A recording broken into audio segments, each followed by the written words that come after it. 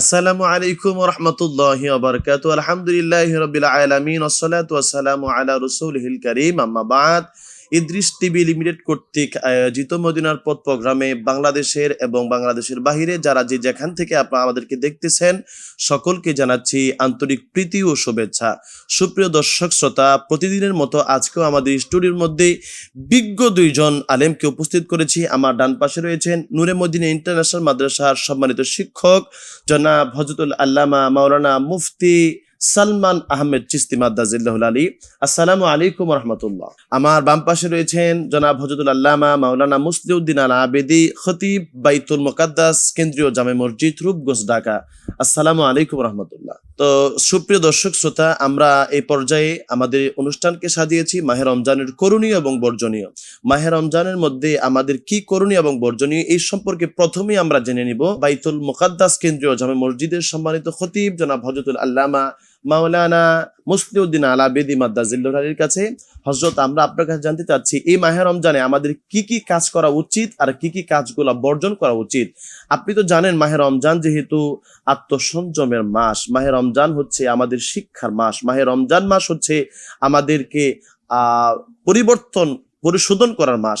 তো এই রমজান মাসে আমরা কি কি কাজগুলা করতে পারি এবং কি কি কাজগুলো আমরা বর্জন করতে পারি, আমাদের দর্শকদের উদ্দেশ্যে যদি একটু সময় আমাদেরকে জানাইতেন। ধন্যবাদ। আমাকে অত্যন্ত সুন্দর একটি প্রশ্ন করেছেন, যা আমাদের জানা থাকা অত্যন্ত জরুরি। প্রথমেই আমি বলবো, মহান আল্লাহ পাক পবিত্র কোরআনুল কারীমের মধ্যে পবিত্র মাহে রমজানুল মুবারকের ব্যাপারে আমাদেরকে আল্লাহ বলেছেন, ইয়া আইয়ুহাল্লাযীনা আমানু কুতিবা আলাইকুমুস সিয়াম কামা কুতিবা আলাল্লাযীনা মিন ক্বাবলিকুম লাআল্লাকুম তাত্তাকুন।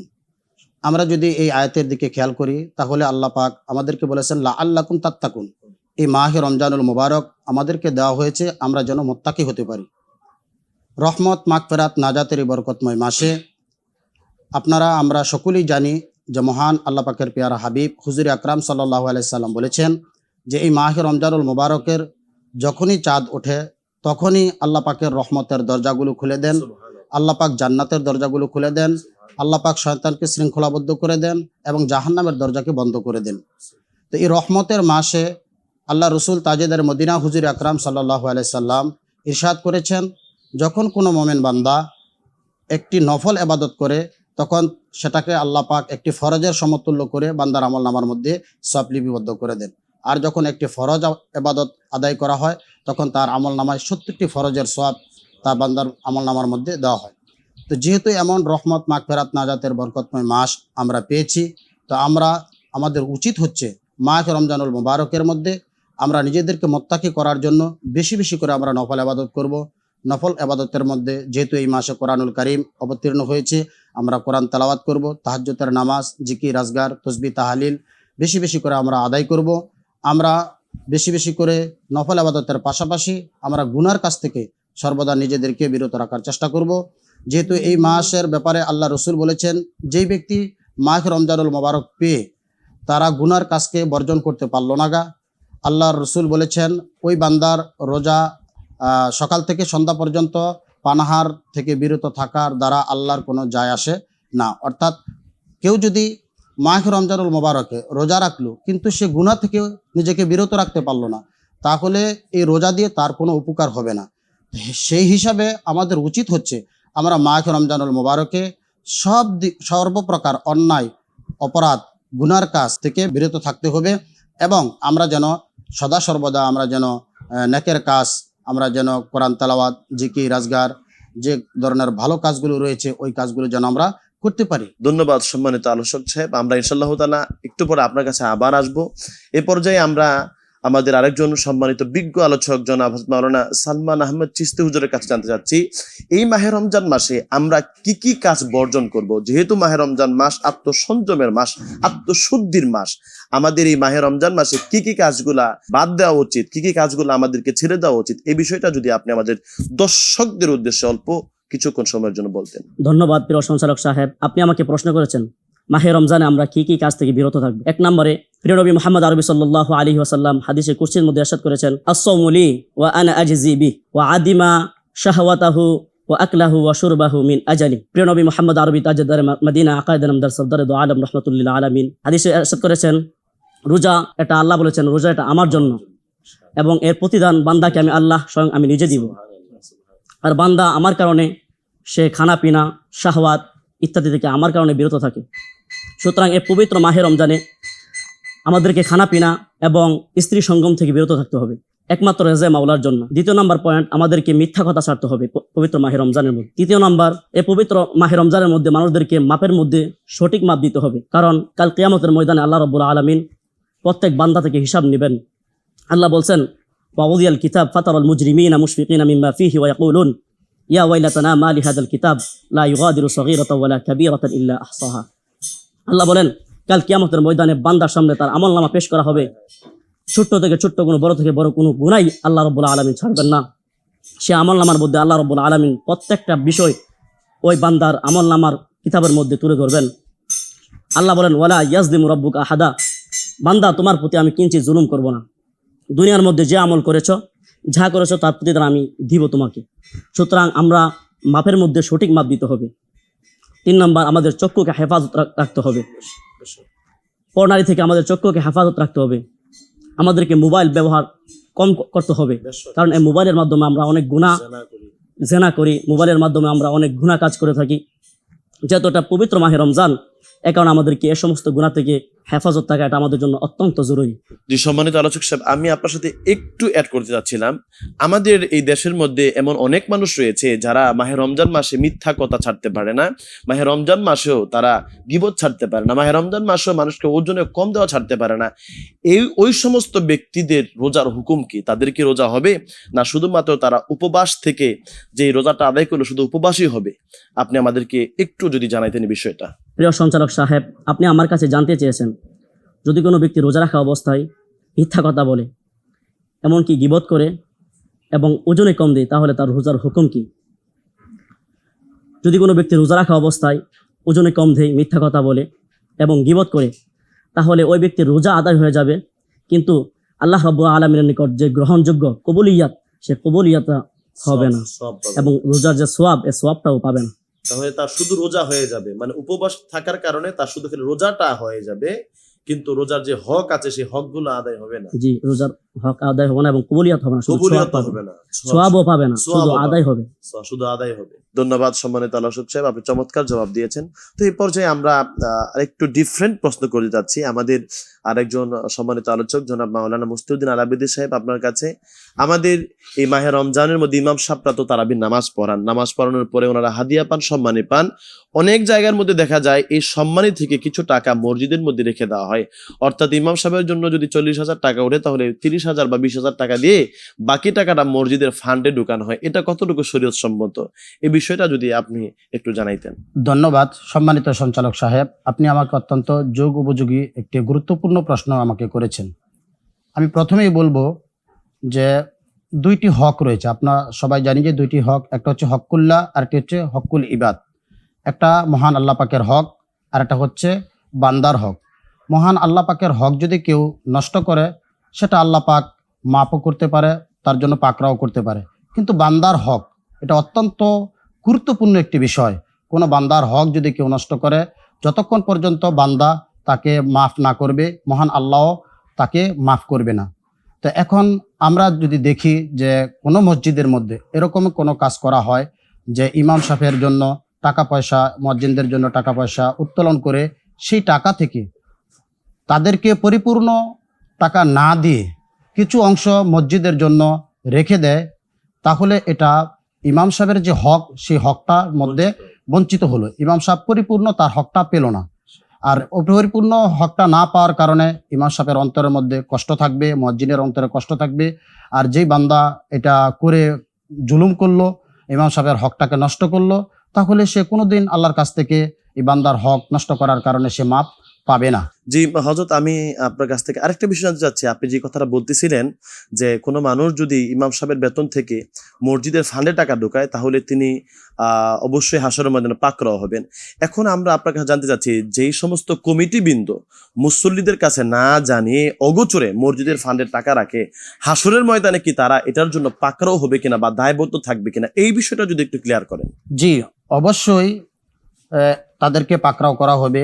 যারা ইমাম সাহেব এবং মুয়াজ্জিন সাহেবের কথা বলে টাকা পয়সা উঠিয়েছে, ওই টাকা পয়সা যদি পরিপূর্ণ তাদেরকে প্রদান করা না হয় অবশ্যই তারা পাকড়াও হবে। যদি তাদের কাছ থেকে ওই অংশ থেকে কিছু রাখা হয়, তাহলে যাদের কাছ থেকে এই টাকা পয়সাগুলো উঠানো হয়েছে অবশ্যই প্রত্যেকের কাছে এই কথাগুলো বলতে হবে যে এর থেকে কিছু অংশ আমরা মসজিদের জন্য রাখবো। যদি এই কথা না বলা হয়, শুধু ইমাম এবং মুয়াজ্জিনদের কথা বলেই যদি টাকা উঠানো হয়, তাহলে এই টাকার পরিপূর্ণ হকদার হচ্ছে ইমাম এবং মুয়াজ্জিন, তাদেরকে অবশ্যই তা পরিপূর্ণ প্রদান করতে হবে। এ ব্যাপারে যদি আমরা আল্লাহ রসুলের পবিত্র হাদিসের দিকে তাকাই, তো আল্লাহ রসুল তাজেদারে মদিনা সরওয়ারে কালবে সিনা ফরমান করে ইরশাদ করেছেন যে, হে আমার সাহাবীরা, তোমরা কি জানো মানুষের মধ্যে সব থেকে গরিব কে? তখন সাহাবীরা বললেন, ইয়া রাসূলুল্লাহ, আমরা তো জানি যার টাকা পয়সা নাই সে গরিব। আল্লাহ রসুল বলেন, না, ওই ব্যক্তি হচ্ছে সব থেকে গরিব যে কাল কিয়ামতের দিন নামাজ, রোজা, হজ, জাকাত অজস্র নেক নিয়ে হাসরের ময়দানে উঠবে, কিন্তু তার পাশাপাশি তার কাছ থেকে অনেক পাওনাদার মানুষ থাকবে। সে কারো প্রতি জুলুম করেছে, কারো হক নষ্ট করেছে, কারো প্রতি অন্যায় অবিচার করেছে। ওই বান্দাগুলো হাসরের ময়দানে এসে তার বিরুদ্ধে নালিশ করবে। তখন আল্লাহ পাক ইনসাফের ভিত্তিতে ওই বান্দার যে জীবনে যে নেক আমল রয়েছে তার থেকে ওই পাওনাদারদেরকে নেক দিয়ে দিবে। নেক দিতে দিতে এমন একটা সময় চলে আসবে ওই বান্দার আমল নামায় আর কোনো নেক অবশিষ্ট থাকবে না, কিন্তু পাওনাদার বাকি থাকবে। এক পাওনাদার এসে বলবে যে, আল্লাহ, আমি তো তার কাছ থেকে এখনো পাওনা রয়েছি, এখন তো তার কাছে কোনো নেক নাই। তখন ওই বান্দা বলবে, মাওলা, আমার তো গুনাহ রয়েছে, এই গুনাহ তার কাঁধে দিয়ে দেন, আমাকে জান্নাতে যাওয়ার ব্যবস্থা করে দেন। তখন আল্লাহ পাক ওই বান্দার গুনাহগুলো নিয়ে ওই নেককার বান্দার আমল নামার মধ্যে দিয়ে দিবে। সে নেককার হওয়ার পরেও সে দেখা যাবে সমস্ত নেক হারিয়ে সে জাহান্নামে চলে যাবে। এটা আল্লাহ রসুল বলেছেন, এই ব্যক্তিটা হচ্ছে আমার উম্মতের মধ্যে সব থেকে গরিব লোক। জি, ধন্যবাদ। চমৎকার আপনি উত্তর দিয়েছেন হযরত। আসলে আমাদের দেশের মধ্যে অনেক মানুষ রয়েছে যারা ইমাম সাহেবের প্রাপ্য যে হকটা রয়েছে সেটা দেয় না। প্রত্যেকটা সমাজের নেতৃত্ব যারা দেয় তাদের উচিত ইমাম সাহেবের হক যথাযথভাবে আদায় করা। কারণ ইমাম সাহেবরা তো খুব বেশি হাদিয়া ওনারা নেন না, যেহেতু অল্প কিছু হাদিয়া ওনারা নেন, সেই সুবাদে একটা বছর ওনারা পরিশ্রম করার পরে মাহে রমজানের মাত্র 30 দিন ওনারা মাহে রমজানের জন্য একটু মেহনত করেন। মাহে রমজানের মধ্যে একটু রাত্রের বেলা বউরাতে ডাকাডাকি করেন, তাহাজ্জুদের নামাজের সময় এনারা ওঠেন এবং আমাদের ইবাদত করার জন্য উৎসাহিত করেন। সেই সুবাদে ইমাম সাহেবের হকগুলো আসলে যথাযথভাবে আদায় করাটা উচিত। জি, সম্মানিত মুহতারাম, আপনার কাছে জানতে চাচ্ছি, মাহে রমজানের মধ্যে অনেক মা বোনেরা রয়েছে যারা গর্ভবতী অন্তঃসত্ত্বা, তারা মাহে রমজানে রোজা রাখতে পারে না। আবার এমন কিছু মহিলা রয়েছে যারা সন্তান প্রসব করার কারণে রোজা রাখতে পারে না। ওই সমস্ত মা বোনদের রোজার হুকুম কি? সম্মানিত সঞ্চালক সাহেব, পবিত্র মাহে রমজানে আপনি আমার কাছে 2টি মাসলা সম্পর্কে জিজ্ঞাসাবাদ করেছেন। আল্লাহ তাআলা যদি তৌফিক এনায়েত করেন তাহলে আমি সে বিষয়ে 2টা প্রশ্নের জবাব দেওয়ার জন্য প্রচেষ্টা চালাবো ইনশাআল্লাহ।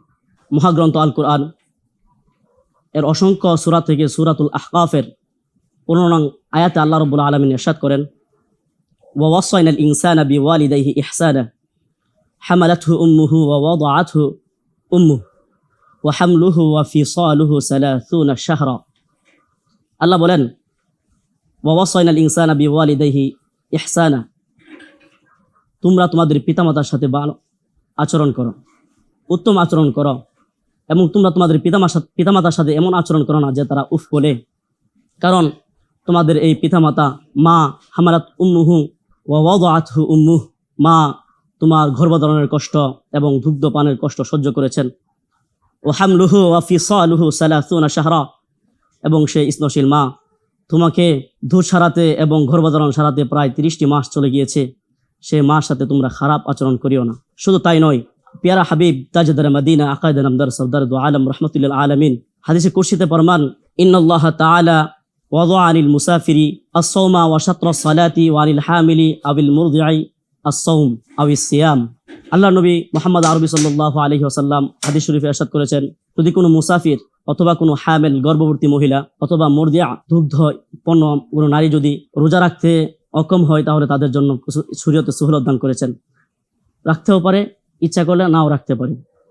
শুধু তাই নয়, প্রিয়নবী মুহাম্মদ অন্য এক হাদিসে বলেছেন, হাদ্দাসানা হিশাম ইবনু দিমাশকি হাদ্দাসানা রবিয়া ইবনু বদরিন আনিল জুরাইরি আনিল হাসানি আন আনাস ইবনে মালিক রাদিয়াল্লাহু তাআলা আনহু আন্নাহু قال قال رسول الله صلى الله عليه وسلم رخصنا رسول الله صلى الله عليه وسلم للحبل التي تخاف على نفسها আন তুফতিরা ওয়ালিল মুরদিআ আল্লাতী তাখাফু আলা ওয়ালাদিহা। সুনান তিরমিজি হাদিস নং 1668 নম্বর হাদিস। ফতোয়া শামের মধ্যে উল্লেখ করেছেন শরহ মুখতাসর তাহাবি লিল জাসসাস ক্বালা আবু জাফর রাহিমাহুল্লাহু তাআলা ইযা খাফাতিল হামিলু ওয়াল মুরদিউ আলা ওয়ালাদাইহিমা আফতারাতা ওয়া কানা আলাইহিমাল কযা ওয়া লা ইতআমা আলাইহিমা মা যালিক লিআন্নাহুমা মা'যুরাতান ফিল ইফতার। শুধু তাই নয়, ফতোয়া তাতারখানিয়া এবং এমনি ভাবে ফতোয়া হাসাতুত তাহাবি আলা মারা কিয়াল ফালাহ মধ্যে অনুরূপ উল্লেখ করেছেন। তাতারখানিয়া রাহিমাহুল্লাহ তিনি সেই আসলের রিওয়ায়াতটা টেনে বলেছেন ওয়া ক্বালা ফিল আসল ওয়া ইযা খাফাতিল হামিলু আও বিল মুরদিউ আলা আনফুসিহিমা আও আলা ওয়ালাদিহিমা জাজাল ফাতর। শুধু তাই নয়, আরো অসংখ্য হাদিস দ্বারা প্রমাণিত আছে যদি কোনো দুগ্ধপানকারী মহিলা রমজান মাসে অথবা কোনো হামেল গর্ভবতী মহিলা রমজান মাসে রোজা রাখার ফলে তার রোজা রাখার ফলে যদি তার শারীরিক কোনো সমস্যা ঘটে অথবা দুধ পান করার কারণে সন্তানের শরীরের মধ্যে তার কোনো সন্তানের সমস্যা হয় অথবা মহিলার কোনো ক্ষতি হয়, যেমন অসুস্থ হয়ে পড়ে অথবা সন্তান বিকলাঙ্গ হয়ে যাওয়ার আশঙ্কাগ্রস্ত হয়, তাহলে অনেক মহা মুশকিলে পড়ে যাবে মহিলা। এ ব্যাপারে শুধু নবী করিম সাল্লাল্লাহু আলাইহি ওয়াসাল্লাম না, স্বয়ং আল্লাহ রাব্বুল আলামিন বলেছেন এ ব্যাপারে মুসাফির এবং হামেল মুরদিআ এদেরকে আল্লাহ রাব্বুল আলামিন নিজে ছাড় দিয়েছেন। প্রিয় হাবিবও তাদের ব্যাপারে সুহলত করেছেন। শুধু তাই নয়, অভিজ্ঞ ডাক্তার, গাইনি ডাক্তার সহ যত ডাক্তার আছে তারাও এ সমস্ত হামেল মহিলাদের ব্যাপারে সতর্ক করেছেন। তবে আরেকটা বিষয় আমি এর সাথে অ্যাড করছি, যদি কোনো 5 মাস অথবা 6 মাসের শিশু হয়ে যায়, তারা মার বুকের দুধ ছাড়া অন্য কোনো কিছু খাইতে পারে, তাহলে ওই সমস্ত মহিলাদের জন্য রোজা ভাঙা তাদের জন্য জায়েজ নাই। তবে বিভিন্ন গবেষকরা বলে গেছেন যদি বাচ্চার ওজনের মধ্যে কোনো কমতি চলে আসে অথবা অনেক মহিলা যারা 3 বেলা ইনসুলিন নেই অথবা এমন মহিলা আছে যারা রোজা রাখার কারণে তাদের ব্লাড সুগার কমে যাওয়ার আশঙ্কা থাকে, ওই সমস্ত মহিলাদের জন্য রোজা না রাখার ব্যাপারে অভিজ্ঞ ডাক্তার, গাইনি ডাক্তাররা পরামর্শ দিয়েছেন। সুতরাং এ সমস্ত হাদিস কুরআন এর রেফারেন্সের মাধ্যমে এবং বিজ্ঞ গাইনি ডাক্তারদের মাধ্যমে আমাদের কাছে মাসলা স্পষ্ট হয়ে গিয়েছে। যদি তারা রমজান মাসে রোজা রাখার ফলে তারা বিকলাঙ্গ অথবা প্রাণনাশ হয়ে যাওয়ার আশঙ্কা হয়ে থাকে, তাহলে তাদের ব্যাপারে রোজা না রাখার ব্যাপারে শরীয়ত সুহলত দান করেছেন, না রাখার ব্যাপারে তাদেরকে সুযোগ করে দিয়েছেন। আর যদি রাখে তাহলে তারা যাদের মাওলা লাভ করতে পারবে। কারণ অনেক মহিলা এমন আছে যাদের শরীরে কাঠামো ভালো, তাদের মধ্যে দুধের মধ্যে কোনো কমতি আসে না, বুকের দুধের মধ্যে, ওই সমস্ত মহিলারা রোজা রাখাটাই শ্রেয় আমার কাছে মনে হয়। সুতরাং আমি এটা কিয়াস করছি, যেমনইভাবে কোনো মুসাফির যদি রোজা অবস্থায় সফর করে তাহলে আল্লাহ রাব্বুল আলামিন তাদেরকে সুহলত দান করেছেন। এমনিভাবে আমি আপনাদের কাছে সুনান ইবনে তিরমিজির 1668 এবং সুনান ইবনে মাজার 715 নম্বর হাদিসে আমি আপনাদের সামনে পেশ করেছি, যদি কোনো মুসাফির সফর করে তাহলে তাদের জন্য রোজা রাখা এবং না রাখা উভয়ের ইচ্ছা আছে। তেমনিভাবে ওই হাদিসে আল্লাহ নবী ওয়াল হামিলু ওয়াল মুরদিউ উভয় শব্দটা স্পষ্টভাবে উল্লেখ করে দিয়ে বুঝিয়েছেন ওই সমস্ত মুরদে এবং হামেল মহিলাদের জন্য রোজা না রাখার সুযোগ রয়েছে শরীয়তের মধ্যে। তাহলে সম্মানিত আলোচক সাহেব, আমরা বুঝতে পারলাম যে মাহে রমজানে কোনো মহিলা যদি গর্ভবতী থাকে সেই ক্ষেত্রে আল্লাহ সুবহানাহু ওয়া তাআলা ছাড় দিয়েছেন, এবং কোনো মহিলা যদি বাচ্চাকে দুধ পান করায় তাহলে যদি বাচ্চা বড় হয়ে থাকে তাহলে তার জন্য ছাড় নেই, যদি বাচ্চা অল্প বয়সের হয় তার জন্য ছাড় রয়েছে। তবে এখানে আরেকটি বিষয় আমি দর্শকদের উদ্দেশ্যে আমি বলতে চাই, যেই সমস্ত মা বোনেরা রোজা রাখবেন, তারা তো অবশ্যই সওয়াবের অধিকার হবেন। যারা রাখতে পারবেন না, আপনাদের জন্য একটি বিষয় হলো যে আপনারা রোজা ভঙ্গের কারণে আপনারা কয়টা রোজা রাখবেন। আসলে তারা রোজা ভঙ্গের কারণে একটার জন্য একটা রোজা রাখবে, একটা রোজার জন্য তাদেরকে কাফারা সহ কাজা কাফারা আদায় করতে হবে না, শুধুমাত্র একটা রোজার জন্য একটা রোজাই তারা আদায় করে নেবে পরবর্তী সময়। এই বিষয়টা যা হোক, আপনাদের দুজনকেই অসংখ্য ধন্যবাদ আমাদের স্টুডিওর মধ্যে সময় দেওয়ার জন্য। সুপ্রিয় দর্শক শ্রোতা যারা আপনারা এতক্ষণ পর্যন্ত আমাদের সাথে যুক্ত ছিলেন, আপনাদের সকলকে জানাচ্ছি মোবারকবাদ, শুকরিয়া, কৃতজ্ঞতা। ইনশাআল্লাহ তাআলা আগামী পর্বে আপনাদের সাথে ভিন্ন কোনো বিষয় নিয়ে ইনশাআল্লাহ তাআলা বিজ্ঞ দুইজন আলেম নিয়ে আপনাদের সামনে উপস্থিত হব। সেই পর্যন্ত আপনারা সকলে ভালো থাকেন। ওয়া মা আলাইনা ইল্লাল বালাগ। আসসালামু আলাইকুম ওয়া রাহমাতুল্লাহি ওয়া বারাকাতুহু।